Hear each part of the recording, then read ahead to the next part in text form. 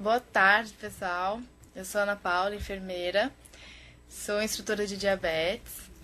Hoje eu estou aqui para a gente compartilhar um pouquinho do trabalho realizado no HU de Florianópolis sobre diabetes. Então, hoje eu vou focar na questão de como abordar o paciente, né? Como abordar o indivíduo. Não muito assim sobre o que é diabetes, é mais nesse contexto. Então, hoje o título é Educação Estruturada em Saúde para o Autocuidado de Indivíduos com Diabetes Mellitus. A gente sabe que é uma doença crônica, né? E então, eu quero focar no DM em si, mas a gente sabe que é bem diferenciado o tratamento em questão do DM1 para DM2, né? Do diabetes tipo 1 e tipo 2. Então, o tipo 1, que é insulino dependente, eu vou abordar um pouquinho de cuidados e técnicas que são necessárias, né? DM2, em relação à medicação oral, em alguns casos que são insulino dependentes também, e que tanto um quanto dois, eles exigem outros cuidados, né? Na questão da dieta alimentar, que a gente vai abordar um pouquinho de qualidade, quantidade, versus condições sociais dos indivíduos e mudanças de hábitos. Então, a gente pode considerar que o tratamento de diabetes é relativamente complexo. Por quê? São vários aspectos a serem abordados.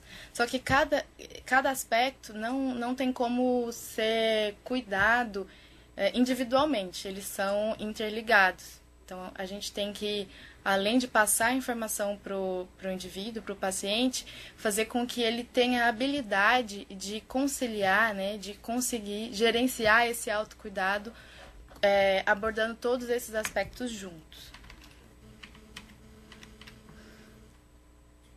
Como controle clínico, a gente tem preconizado, né, pela Associação Americana de Diabetes, pela Associação Europeia de Diabetes, a hemoglobina glicada, que é como marcador principal da doença, né, em questão de exames, e se torna como uma ferramenta de controle. Então, esse resultado abrange a média dos resultados de glicemia durante 90 dias, então, ele é um marcador principal, mas não é o único, né? Que a gente leva em consideração também os outros exames clínicos e o perfil glicêmico do paciente, porque muitas vezes, aqui ó, o diagnóstico de diabetes tem que ser maior que 6,5% para ser diagnosticado, né? O valor da glicada. E para ter um bom controle nos adultos, o valor preconizado é menor que 7%. Só que muitas vezes tem esse resultado abaixo de 7%, mas o indivíduo tem muitas hipoglicemias, tanto durante a semana, né, algumas noturnas, várias hipoglicemias no mês, então isso acaba caindo o valor da glicada e é um falso resultado bom, porque significa muitas vezes que essa hipoglicemia está fazendo a média cair, mas não é a média ideal, né, diária desse resultado. Em questão da informação, o indivíduo, ele sabe o que significa essa hemoglobina glicada, muitas vezes ele é cobrado, né? A gente tem que ter esse resultado menor que 7. Então, por quê? O que significa? Né? Alguns pacientes sabem, mas é sempre bom reforçar, porque eles chegam com os resultados, às vezes eles não sabem o que está significando. Então, em 2012, chegou a 12% da população brasileira, né, de número de casos de diabetes mellitus, sendo que 2,4 milhões são de tipo 1. É uma das doenças com maior índice de mortalidade no Brasil, junto com acompanhada da hipertensão, né, e em 2012 chegou a 130 mil casos. Desse valor alto que a gente acompanha, mais de 70% desse número tem um controle inadequado. E até os dados mais recentes chega quase a 90%. Agora a gente se pergunta por quê, né? Por que tem esse número tão alto de descontrole da doença? Vamos falar um pouquinho sobre. Então, o diabetes é a principal causa de internações. Tá? Em 2012, a gente atingiu 371 milhões de casos que é um número muito elevado. E o Brasil ficou em quarto lugar nesse ranking, né, com mais de 13 milhões de casos de internação. O fator mais grave disso tudo é o índice de descontrole da glicemia, né? Não é nem o número de diabético, mas o número de descontrole da glicemia, porque isso vai elevar muito o risco de complicações crônicas. Então, essas complicações, elas são geralmente ditas aos pacientes, né? Você tem que cuidar com a sua glicemia, porque você pode ter complicações, são complicações tardias, mas eles têm a real noção dos riscos?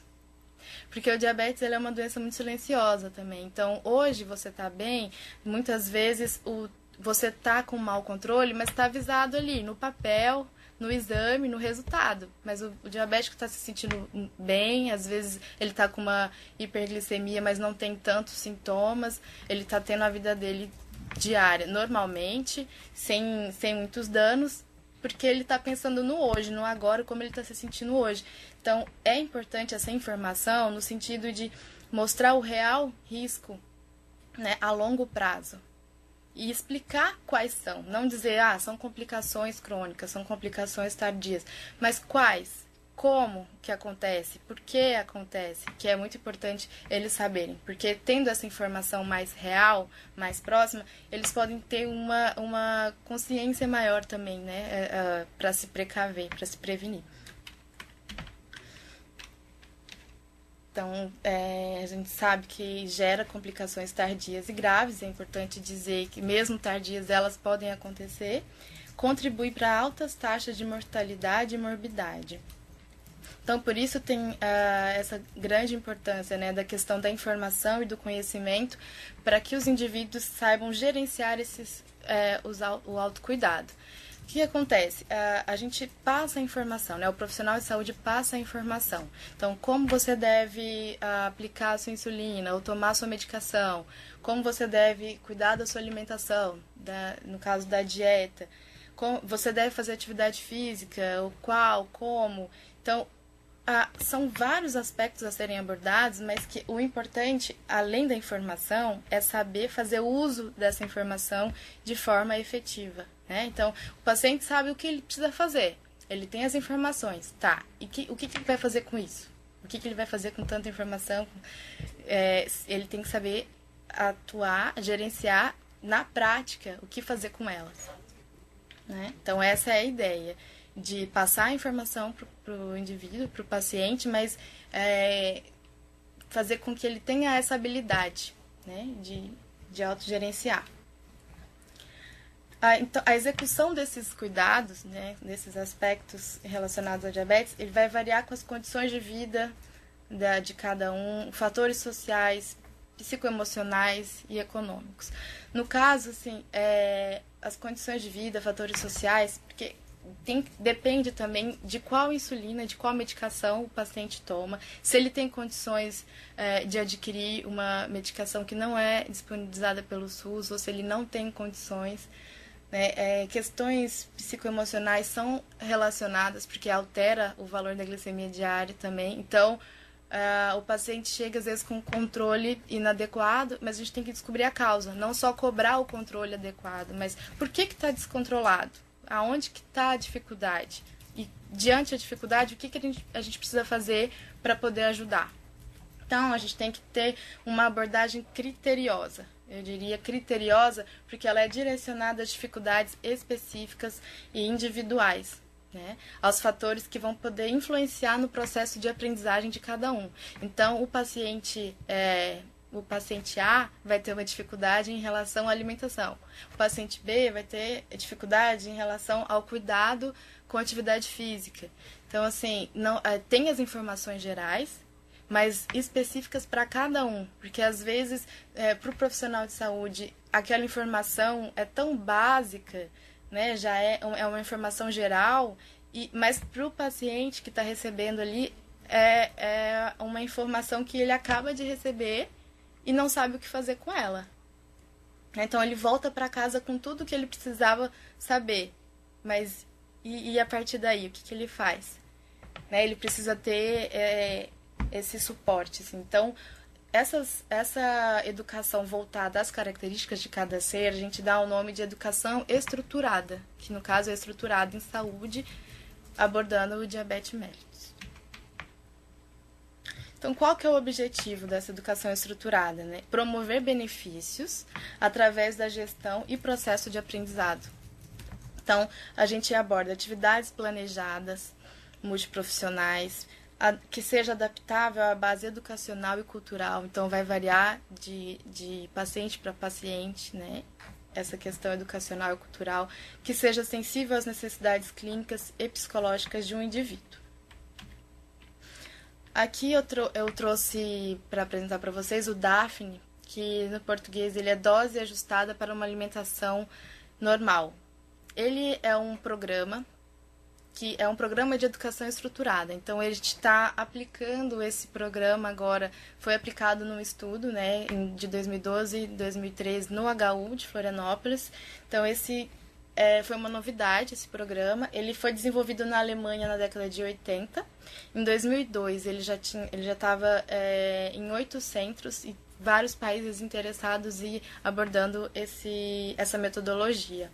Então, por exemplo, na Inglaterra, Irlanda, Áustria, Austrália, Nova Zelândia, e agora em 2012 a gente iniciou no HU para ver se dava resultado, aqui de Florianópolis.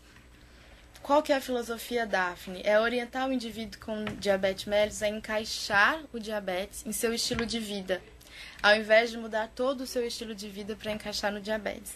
Ele acaba de receber o diagnóstico. E agora? O que ele faz? Vai mudar todo o estilo de vida, os hábitos? Tudo bem, a gente precisa entrar num acordo, então. Porque o diabético precisa realmente mudar, mas ele também ele consegue manter algumas coisas e ir alterando de forma gradativa. Que isso não influencie totalmente, diretamente, de uma forma brusca na vida dele. E fazendo parte da filosofia também proporcionar meios para adquirirem habilidades de gerenciamento do autocuidado. Foi o que eu disse anteriormente, que ele tenha essa habilidade, né? Porque ele saiba o que ele saiba fazer, tratar e gerenciar em qualquer situação do dia, né? Deu uma hipoglicemia, qual a melhor forma de tratar? Hoje ele vai praticar uma atividade física que não é de rotina, então como ele deve fazer em questão da medicação ou da insulina, ou onde aplicar. Então, para pacientes que não têm uma rotina, é legal essa questão, porque independente da atividade que ele fizer naquele dia, ele vai saber gerenciar, porque ele tem essa habilidade, ele já entendeu como funciona. Então, ele sabendo como funciona, ele consegue ter essa flexibilidade na vida dele. Quais foram as ações feitas nesse programa? Primeiro, definição do diabetes, tanto tipo 1, tipo 2, para dar informação do que por que causou, por que eu tenho isso, né? O paciente muitas vezes não sabe, ele tem o diagnóstico para ele e não sabe o porquê ou como aconteceu. Então, é importante que ele saiba também, que ele entenda. Fazer o controle e monitoramento de glicemia. Ele vai fazer o monitoramento, tá? É exigido, sugerido, é pedido pela equipe de saúde 3, 4, dependendo, 5 vezes por dia, né? Antes das refeições, às vezes pós-prandial. Tá, mas ele fazendo esse monitoramento, o que ele faz diante dele? Pode dar um valor, né, de hipoglicemia, de hiperglicemia ou normal. Mas aí a próxima consulta dele pode ser daqui a 3 meses. Todos esses valores, ele está anotando, está sabendo que está alto ou baixo. O que fazer? Ele tem que saber tomar uma atitude naquele momento. Então, o indivíduo que sabe gerenciar o seu diabetes, ele vai saber a atitude que deve ser tomada naquele momento. Então, sobre a medicação, né? Tanto a medicação oral ou a insulina, como fazer o ajuste de doses. É importante porque ele tem a dosagem fixa, alguns pacientes usam a contagem de carboidrato, mas e como fazer o ajuste? Deu hipoglicemia, então quanto a menos eu devo tomar? Ou o que a mais eu devo comer? Deu hiperglicemia, qual ajuste, quanto a mais, né, eu devo tomar? Então, se ele vai praticar uma atividade física, o que fazer. Então, são muitos detalhes do dia a dia dos pacientes que não tem como sanar as dúvidas todos os dias para todos os pacientes. Então, talvez essa questão da educação estruturada que seja contínua, ele vai conseguindo, ele vai se adaptando, ele vai tendo essa habilidade para que ele consiga ficar mais independente e de forma flexível, né? Também. A gente aborda a questão de alimentos, contagem de carboidrato, bebidas, inclusive bebida alcoólica, porque muitas vezes você diz que não pode ou que não deve, mas várias vezes os pacientes não vão deixar de fazer aquilo que já é rotina. Então, se eles querem fazer por opção, mesmo a gente pedindo que não, o que acontece? Então, já que não vai fazer da maneira que a gente pede, como é a maneira menos pior, a melhor conduta para que o paciente, mesmo fazendo, tendo os hábitos e não queira mudar, como fazer como a melhor conduta, né? Assim, tá, então o paciente ele vai querer continuar comendo doce, mesmo que reduza, ou vai comer gordura. Então, dentro da situação dele, qual a melhor maneira para que isso não prejudique tanto? Porque não adianta ele dizer para a equipe, não, realmente, eu não estou comendo doce, eu não estou comendo gordura, ou eu não estou ingerindo bebida alcoólica, mas em casa, fora, ele está fazendo. Né? Então, proibir não é o melhor caminho, mas explicar, olha, não é bom para você, você que vai escolher, né? E o que a gente pode fazer diante da sua atitude, é a gente conseguir da melhor forma resolver o que você deve fazer. Então, aumentar a insulina, reajustar nos dias que tiver a ingestão alcoólica ou de mais carboidrato, que seja. Então, essa é a ideia. Casos de hipoglicemia, hiperglicemia e cetoacidose diabética. Muitos pacientes atendidos no HU, eles não sabiam o que era cetoacidose, né? Então, às vezes, para o profissional de saúde, ele pega o prontuário, alguma coisa assim, e tá lá, 10 anos de diagnóstico. Esse paciente já tem 10 anos, então ele já sabe o que deve fazer, o que não deve, já tem informação suficiente. Não, nem sempre. Às vezes ele tá esses 10 anos fazendo de maneira errada, né? Porque o que acontece? A gente passa a informação pro paciente, mas muitas vezes, o que acontece? Ele toma para ele adquire isso da maneira dele, da cabeça dele. Nem sempre é como a gente gostaria, como a gente está passando, né? Então, um exemplo rápido, assim, no começo do tratamento, né? Quando acaba de ser diagnosticado, o paciente está com hiperglicemia e às vezes tem que parar de fazer atividade física daquela semana ali, porque tem que entrar num controle. Então, 3 meses depois, na próxima consulta, ou 6 meses depois, o paciente, por outro profissional da saúde, é questionado. Pratica atividade física? Não. Mas quando eu tive diagnóstico, me falaram que eu tinha que parar. Então, é natural, é muito comum acontecer isso. Mas por quê? Porque ele não sabia que naquele momento ele não podia, mas que depois ele deveria praticar. Então, são situações assim que realmente acontecem, né? Mais ações, né? Como lidar quando estiver doente? Tem uma variação de glicemia, a questão de infecções, inflamação, para a mulher no período pré-menstrual, período menstrual também pode alterar, né? No momento de irritabilidade ou estresse no trabalho, ou um adolescente que está na semana de provas no colégio. Então, essa variação de glicemia ela é muito fácil de acontecer. Então, o paciente ele tem que saber por que altera, quando que altera, né? Às vezes ele fala, eu comi tudo do jeito que eu sempre como, a minha rotina continua a mesma, e por que tá dando hiperglicemia? Então, a gente tem que investigar. É porque naquele período ele ficou doente. Ele mesmo consegue, ele tendo essa habilidade, ele consegue ter essa reflexão, né? Para a mulher, eu tô no meu período pré-menstrual, eu tô irritada em casa, tô irritada no trabalho. Um caso recente que teve, o paciente sempre de manhã ia comprar pão e andava uns 3 quarteirões, todo dia de manhã. E nos dias de chuva, ele não ia, Mas aí ele tomava a insulina dele antes, ia fazer a caminhada. Por que que alguns dias dava, a glicemia não abaixava? E alguns dias sim. Ele não entendia que aquela caminhada de 3 quarteirões para ir, 3 quarteirões para voltar, já era uma atividade para ele. Então, dias de chuva, a glicemia dele aumentava. Por quê?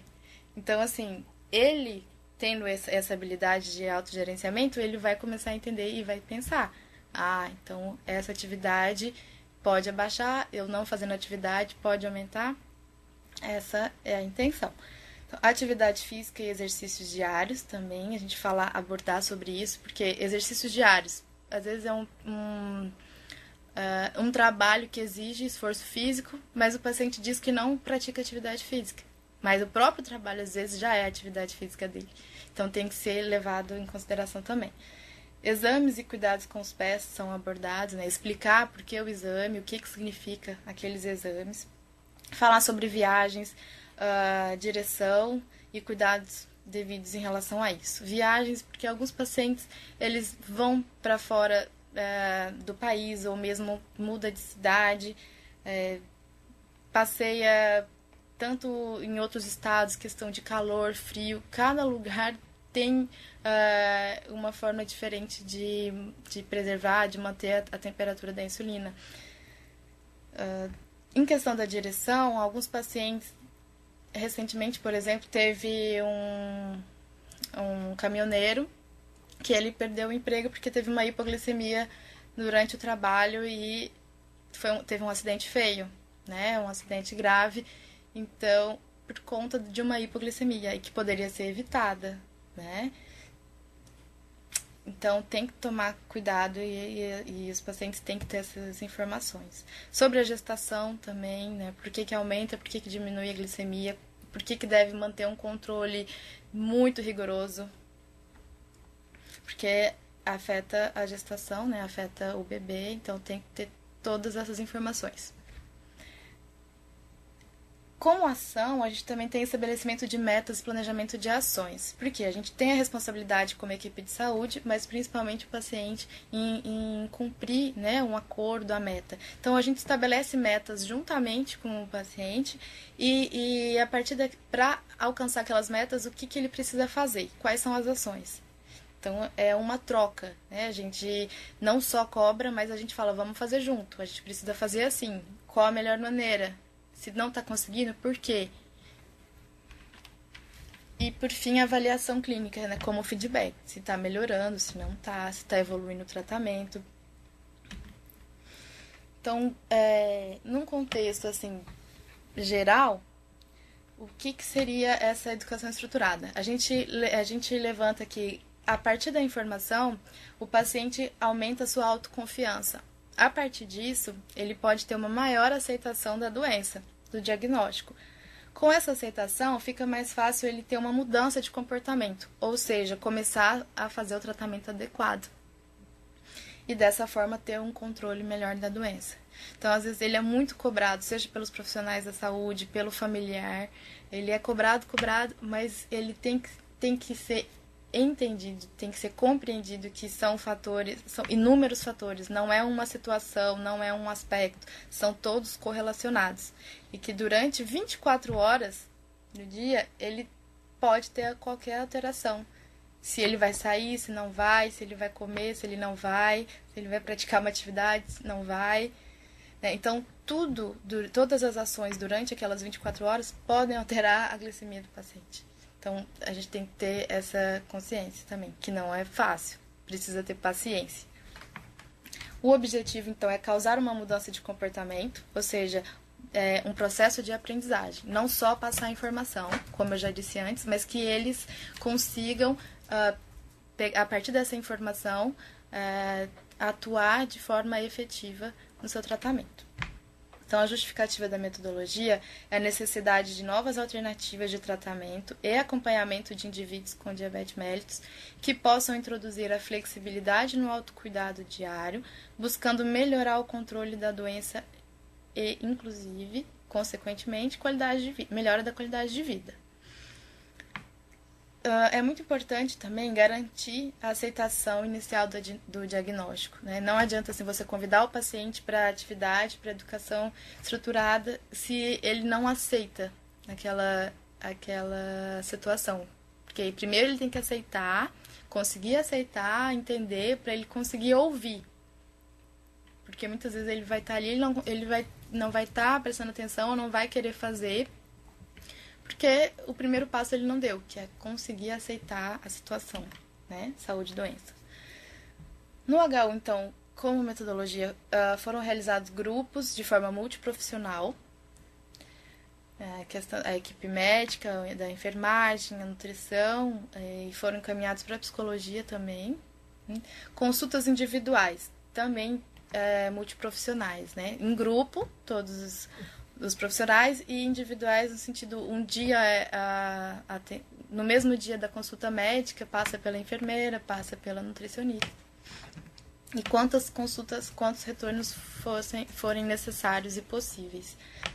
Então, é muito importante esse suporte profissional especializado e adequado, né? Porque tem que conseguir passar uma informação para o paciente, mas adequada. Não, assim, uma consulta de enfermagem que aborda várias situações, tá? Mas uma consulta de enfermagem com foco no diabetes e que ela seja especializada sobre isso.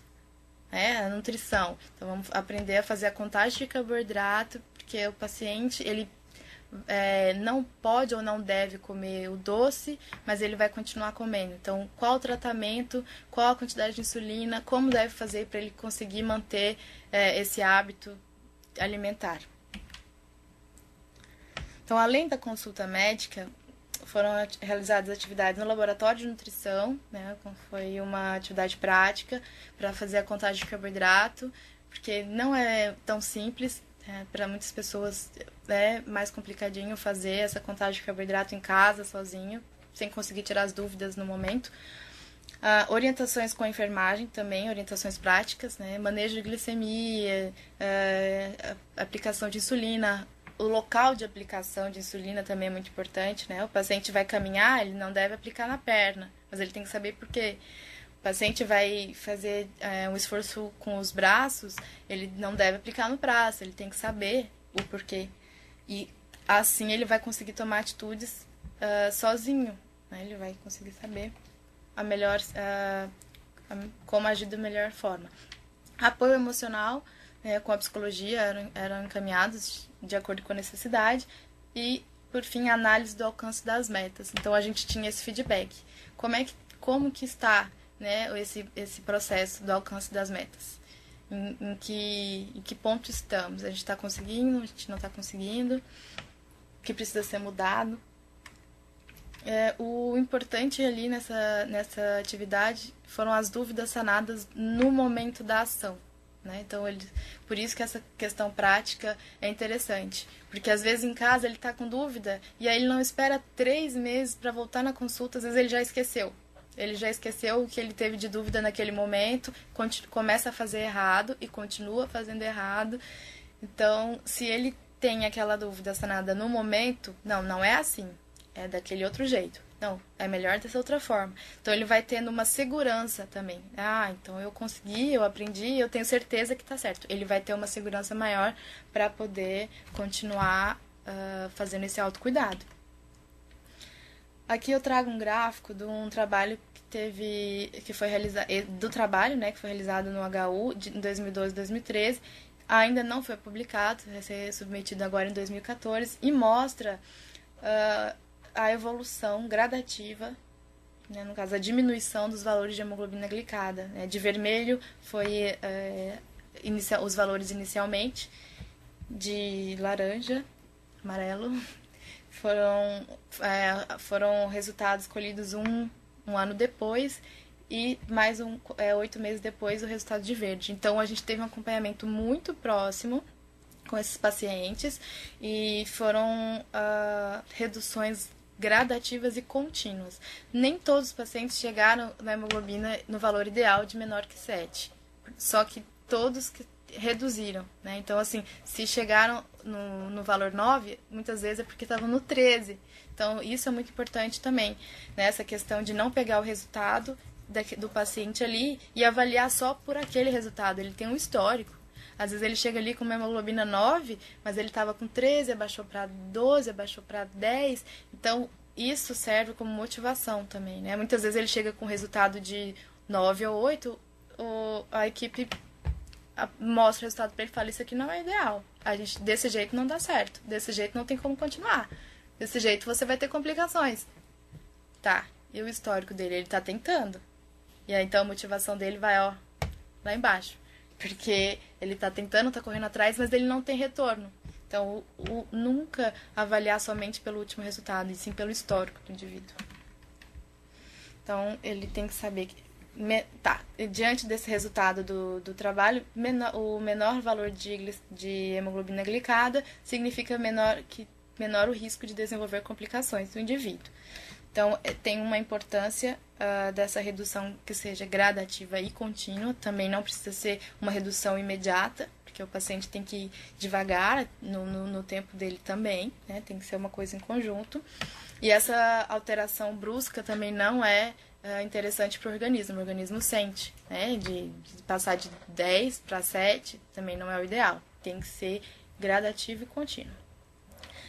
Então, o trabalho demonstra a importância de avaliar o histórico do indivíduo e não somente o resultado do último exame. Saber cobrar um bom controle, mas saber valorizar o esforço de mudança do indivíduo, que isso causa a motivação. O trabalho apontou também que existe um déficit de informação sobre a doença, o autocuidado e complicações. Então, aquela coisa, o indivíduo já é diabético há 10 anos, não significa que ele saiba tudo. Ou mesmo que ele acabe de receber o diagnóstico, ele recebe todas as informações naquele momento conturbado, naquele momento inicial, não significa que ele já saiba tudo. Ele vai voltar para casa e muitas vezes ele vai esquecer mais da metade do que foi dito. Então, tem que ser reforçado constantemente. Então, existe uma falta de suporte contínuo e capacitação para os indivíduos em geral. São tantos os detalhes para se conseguir manter um nível glicêmico ideal durante 24 horas e não é muito fácil desistir. Então, muitas vezes, foi o que eu comentei, né? E ele volta para casa com as informações, às vezes na primeira tentativa não consegue, na segunda mais ou menos, e ele sentindo essa dificuldade, muitas vezes ele desiste, porque daqui 3 meses, quando ele voltar, vai estar o controle inadequado ainda, que ele não teve esse suporte. Para muitos, falta a aceitação, que é a dificuldade em querer ouvir, querer mais informações e agir de forma correta. Então, não adianta você despejar todas as informações várias vezes se não trabalhar a aceitação com o indivíduo também. Ele vai continuar por 1 ano, por 2 anos, por 10 anos, fazendo de forma errada. Então, esse processo de melhora do controle do diabético vai depender tanto da equipe profissional quanto do indivíduo. Então, é uma responsabilidade dos dois lados. Da equipe em entender as dificuldades do indivíduo, porque cada indivíduo tem a sua dificuldade específica, e se qualificar e aperfeiçoar sobre as informações transmitidas. Então, não adianta você passar todas as informações de uma vez só também, porque tem que ver a questão de dificuldade que ele tem, né? Como ele vai absorver todas essas informações. Depende também dos indivíduos em buscar informações, em querer buscar informações, seguir corretamente o que é pedido pela equipe de saúde. Muitas vezes eles chegam com, diminuí duas unidades aqui, aumentei 2 unidades lá. Tá, mas por quê? Porque eu comi mais, mas quanto mais? Se ele souber e tiver a habilidade de entender a quantidade que deve aumentar ou diminuir, tudo bem. Ele fez aquilo naquele dia, porque ele viu pelos resultados, mas tem que ser repassado pelo médico. E fazer de forma consciente. Não é fazer, aumentei 2 unidades, aumentei 3, porque achei que tinha que ser. Não, ele tem que saber fazer. E persistir diariamente nos cuidados necessários. Como eu disse, tem que ter paciência, porque você erra, você faz, erra de novo, ou você faz e acerta, né? Então, vai depender da persistência do indivíduo. Eu digo que realizar o autocuidado em grupo é interessante porque é uma maneira de aprender e agir de forma mais descontraída e motivadora. Porque você vai compartilhar experiências, vai enxergar no outro um semelhante, então tem uma sensação confortante, né, de identificar que ele não está sozinho, que não é só ele. Então no grupo muitas vezes é o primeiro contato que o indivíduo tem com outro paciente diabético, né? Então eles trocam experiências, trocam informações e isso ajuda, motiva o paciente. É mais fácil de absorver informações e querer praticá-las. Então, no grupo ele não vai ocorrer, não deve, né, ocorrer apenas cobranças. Tem que haver o suporte, a empatia e a educação contínua. Empatia porque de mostrar para ele que a gente sabe que não é fácil, que não é simples, né, que ele tem as dificuldades específicas, o indivíduo tem a dificuldade dele, não é uma dificuldade geral, assim.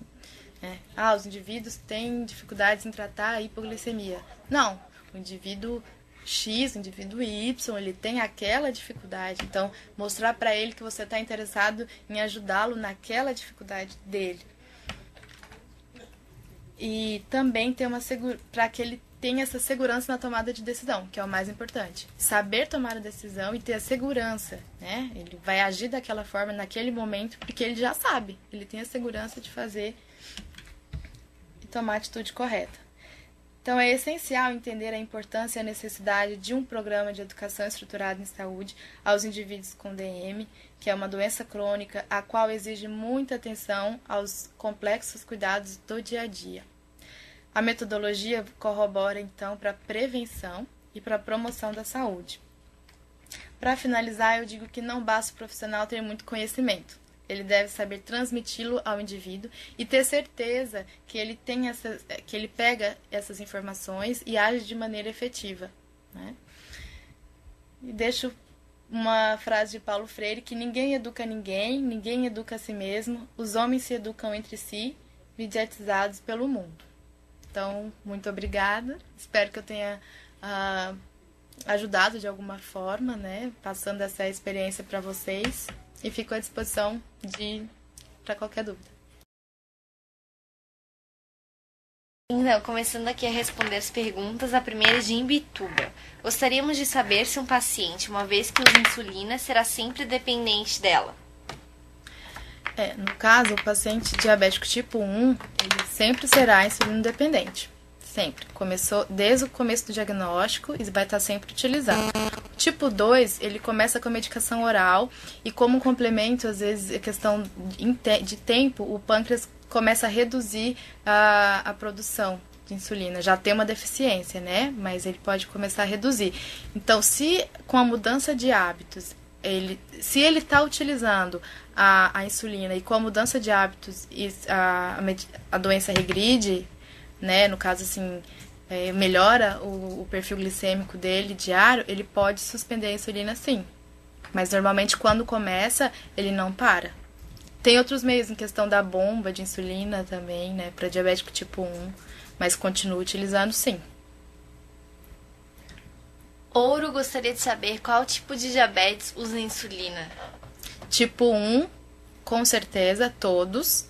E tipo 2 é à medida que vai progredindo o tratamento. No caso, assim, como eu expliquei antes, ele começa com a medicação oral, mas a tendência é começar com quantidades pequenas de insulina, tá? O tipo 2. Mas o tipo 1, com certeza, desde o começo do diagnóstico.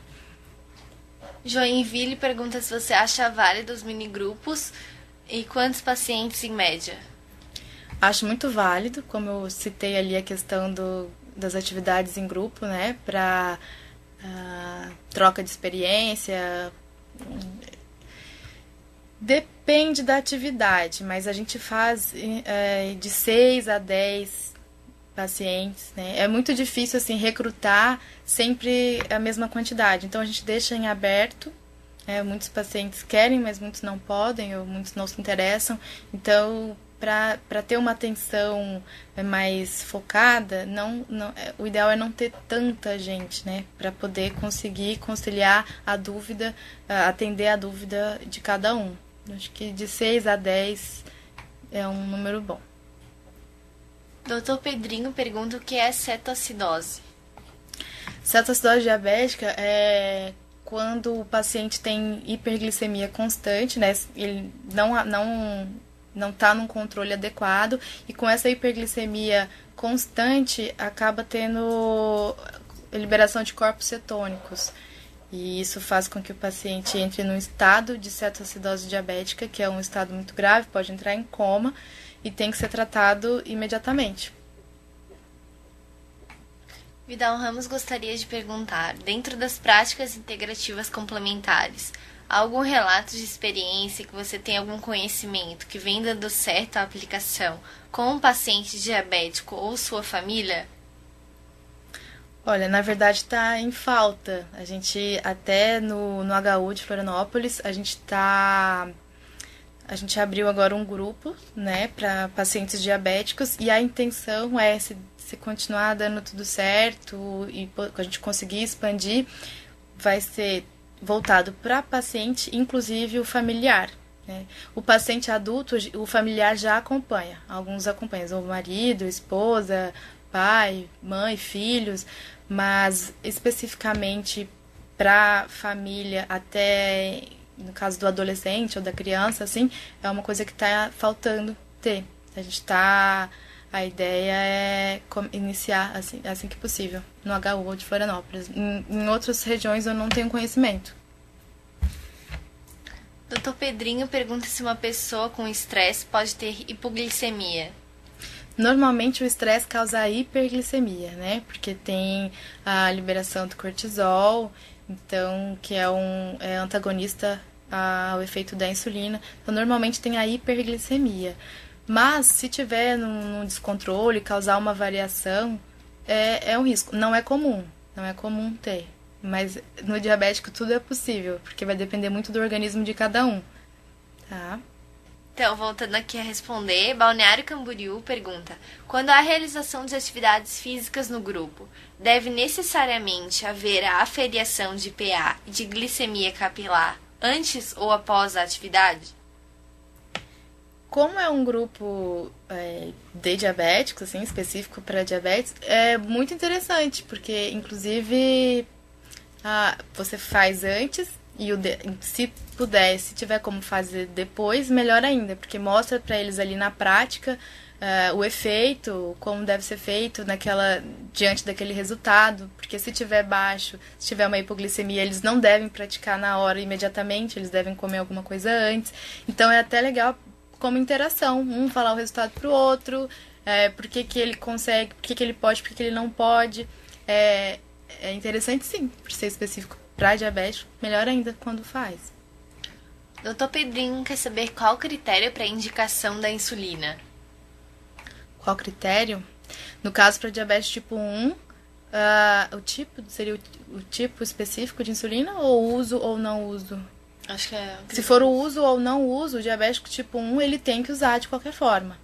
Obrigatoriamente. O tipo 2 vai depender do funcionamento do pâncreas, se vai ter menos produção de insulina, ou em questão da resistência à insulina, no caso a medicação via oral. Então, normalmente é com tempo de diagnóstico.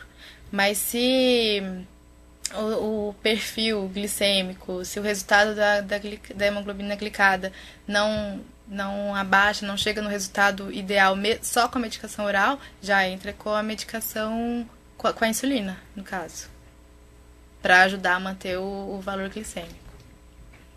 Ouro pergunta qual a diferença das insulinas. Bom, nas UBS, normalmente são disponíveis pelo SUS, né? Tem a NPH e a regular.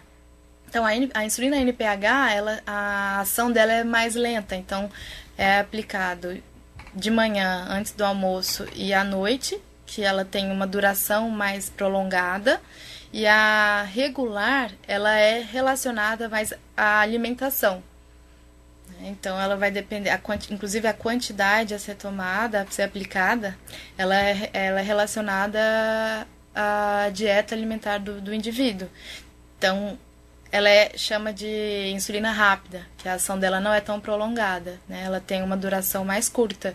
Inclusive, daria para fazer até uma teleaula especificamente sobre insulina, porque tem vários tipos de insulina. Tem, no caso, a ultra rápida, que tem uma ação em 15 minutos, que é um tratamento não disponibilizado pelo SUS, mas vários pacientes atendidos por nós utilizam, né, ou compram, ou conseguem por processo jurídico.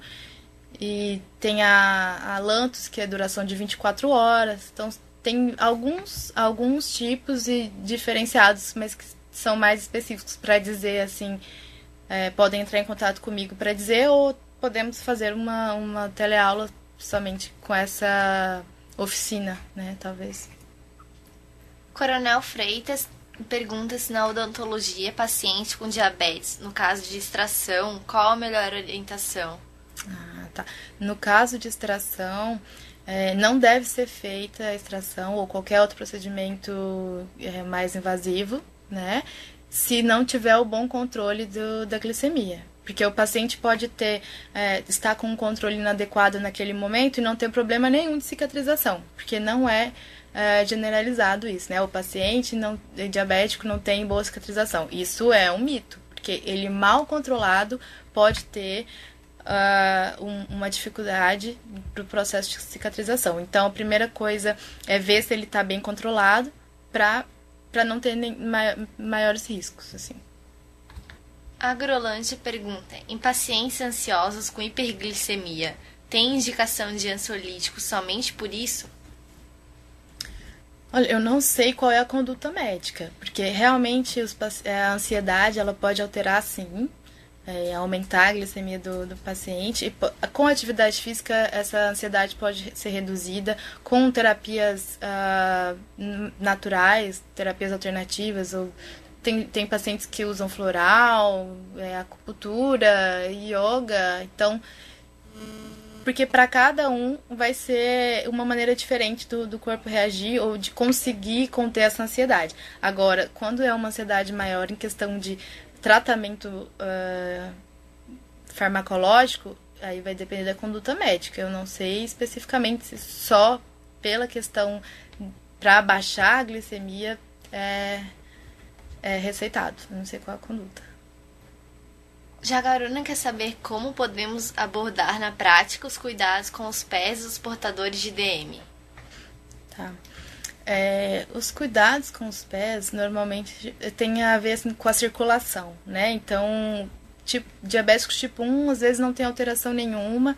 Então, o que a gente indica tanto para tipo 1 e tipo 2? Sapatos confortáveis, tomar cuidado, assim, observar se está em relação com a sensibilidade, porque pode machucar o pé e não sentir, isso pode causar um problema sério, porque ou pisa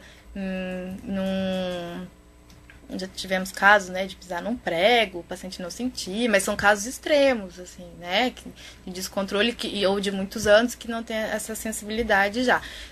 O ideal é, nas próprias consultas, fazerem, né, esse exame dos pés, a avaliação da circulação, do toque, da sensibilidade. Tem monofilamentos, né, que a gente utiliza, tem as técnicas nas consultas para ver a pulsação também. É uma avaliação que deve ser feita a cada 6 meses, anualmente, dependendo do paciente. Mas as orientações básicas são usar sapatos confortáveis e observar se não tem nenhum calo, nenhum machucado. O próprio paciente tentar ver se está com a sensibilidade alterada, né, de encostar em algum objeto e não sentir. Sempre questionar. Importante. Luiz Alves pergunta se existe algum medicamento fitoterápico que ajuda a diminuir a compulsão por doces. Olha, fitoterápico, eu não tenho muito conhecimento, né, sobre essa questão. Até se tiver, é bom mandar receita que a gente começa a utilizar também, né? Não sei dizer. Indaial pergunta qual é o instrumento que você indica para auxiliar a consulta de enfermagem em relação ao exame físico do diabético.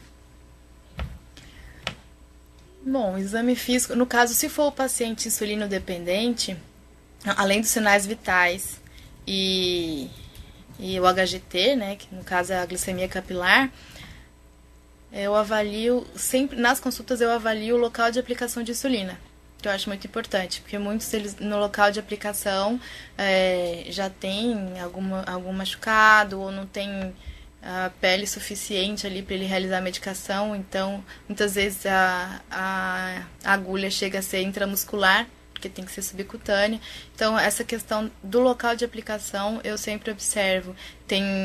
Se tem ou não lipodistrofia, que com o tempo, né, de aplicação pode causar na pele, e eles têm que ter esse cuidado. Muitas vezes eles não sabem disso. Para fazer o rodízio é bem importante, porque vai influenciar na absorção da insulina. Então pode causar um atraso, né, numa lentidão da absorção, pode causar uma hiperglicemia, uma hipoglicemia tardia. Então eu observo o local de aplicação, faço a glicemia capilar e a inspeção nos pés. Nas pernas também, em questão da circulação. Mas um instrumento específico assim eu não utilizo atualmente. E a última pergunta que eu tenho aqui é de Luiz Alves. O que fazer quando o diabético está com a unha encravada? A melhor opção é encaminhar para um podólogo, né? Assim, é mais seguro. Um médico especialista para esse tipo de cuidado. Então tá, pessoal, a gente encerra por aqui. Agradeço, né, a oportunidade de estar compartilhando com vocês um pouquinho da minha experiência. Foi um grande prazer e no que quiser, no que eu puder ajudar, também estou à disposição. Então, obrigada.